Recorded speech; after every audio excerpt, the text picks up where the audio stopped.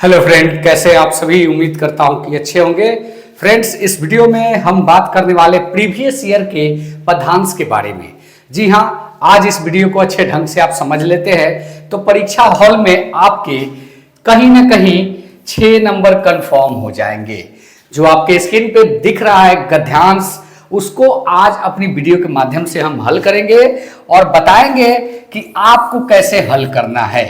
तो चलिए बिना देर किए इस वीडियो की शुरुआत करते हैं, क्योंकि वीडियो ये आपके लिए बहुत ही खास है। जी हाँ दोस्तों, सबसे पहले आप क्या करते हैं, देखिए गद्यांश को पढ़ने में थोड़ा सा आपको एक ट्रिक की जरूरत होगी और पद्यांश को पढ़ने के लिए थोड़े कम समय की जरूरत होगी।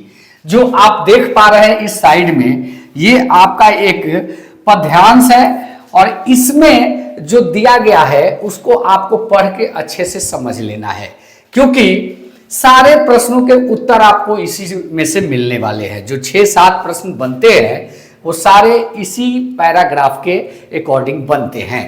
तो यहाँ पे जो पैराग्राफ है उसमें कहा जा रहा है, आया समय उठो तुम नारी, युग निर्माण तुमको करना है। मतलब कह रहा है, नारी को जगा रहा है, प्रेरित कर रहा है कि हे नारी तुम उठो, तुमको युग का निर्माण करना है। आजादी की खुदी नींव में तुम्हें प्रगति के पथ को भरना है, प्रगति के पत्थर को भरना है। जो आजादी का युग का निर्माण हुआ, जो नींव रखा गया, उसमें तुमको अपने योगदान देने होंगे। योगदान के बारे में बात की जा रही है। जहां पे कुछ कमी दिखाई दे रही है उस कमी को तुमको भरना है। अपने को कमजोर न समझो, जननी हो संपूर्ण जगत की और तुम गौरव हो। जी हाँ, पूरे सृष्टि और संसार की जननी जो है नारी है, इसलिए उसको कमजोर न समझने की बात कवि के माध्यम से की जा रही है।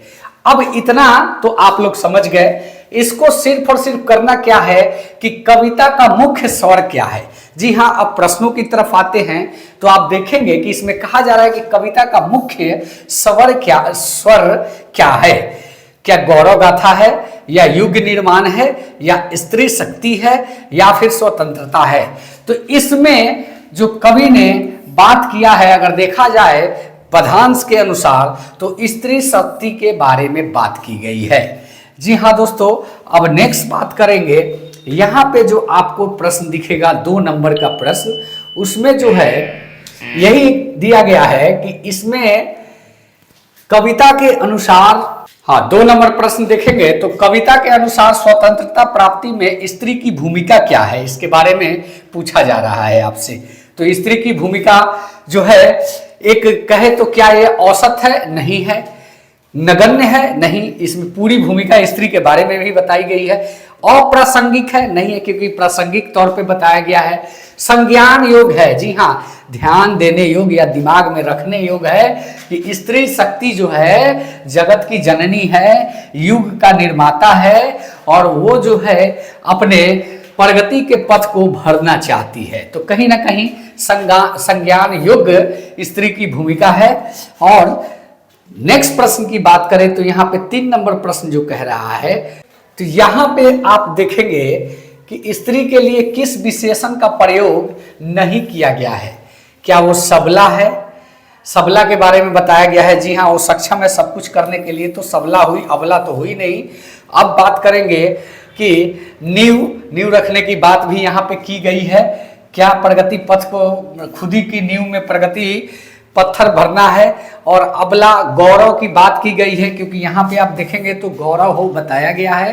तो कहीं ना कहीं जो है ये अबला शब्द का प्रयोग नहीं किया गया है, क्योंकि नहीं वाले ऑप्शन से पूछ रहा है, इसलिए 3 नंबर का 3 सही हो जाएगा।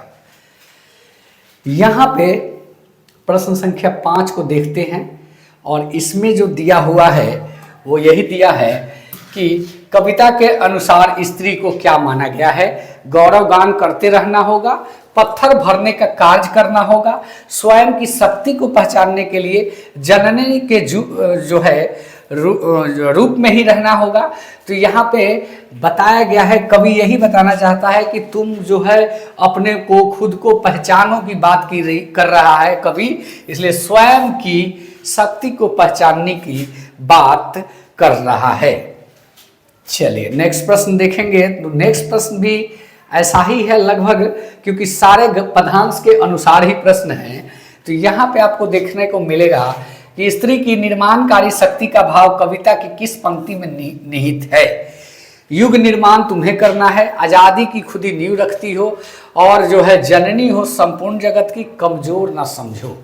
खुद को कमजोर ना समझने की बात की जा रही है कि निर्माणकार शक्ति का कविता के किस पंक्ति में जो है निहित है। तो यहाँ पे आप देखेंगे कि युग निर्माण तुम्हें करना है, यानी कि जननी हो तुम जो है संपूर्ण जगत की, ये नहीं निर्माणकारी बात की जा रही है, युग निर्माण तुम्हें करना है। तो ये उसका सही आंसर है, यानी कि 6 का 1 सही होगा। इसको सही ढंग से करने के लिए आपको जो है सबसे पहले फ्रेज को समझ लेना होगा। समझेंगे सारे प्रश्नों का उत्तर सही सही कर पाएंगे। उम्मीद करता हूं कि यह वीडियो आप लोग को अच्छा लगा होगा। अच्छा लगा है चैनल को सब्सक्राइब करें। मिलते हैं नेक्स्ट वीडियो में। धन्यवाद। जय हिंद। वंदे मातरम।